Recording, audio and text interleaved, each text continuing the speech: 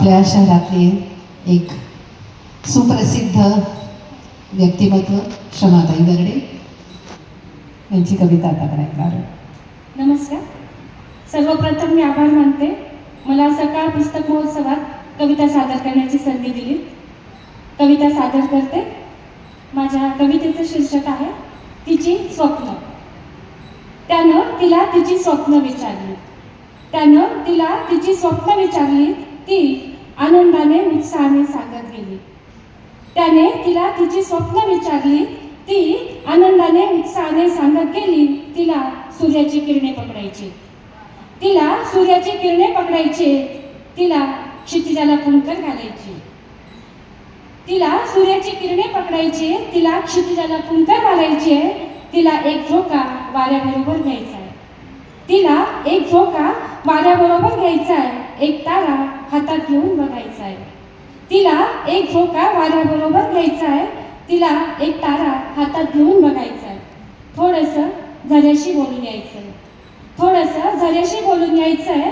थोडंसं पावसात भिजून घ्यायचं आहे. थोडंसं झऱ्याशी बोलून यायचं आहे.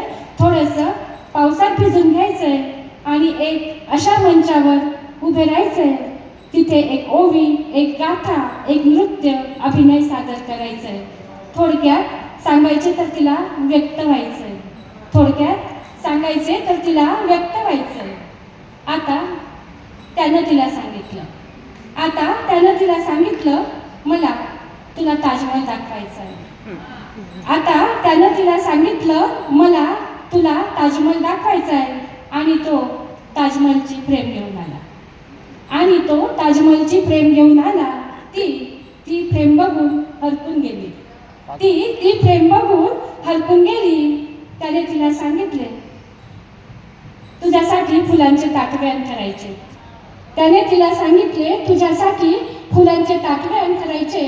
आणि तो गजरा घेऊन आला. ती गजरा पाहून लाजून चूर झाली. त्याने तिला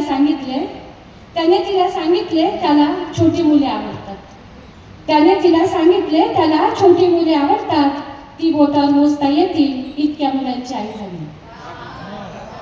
आता ती गुरफटत गेली गजऱ्याभोवती. एक होता अच्छा, एक होता बच्चाची कहाणी सांगत. फोटो फ्रेम पुसण्यात, मुलांचा आवडता खाऊ बनवण्यात तो मात्र निवांत तिच्या स्वप्नांची चादर ओढून दिसलेला.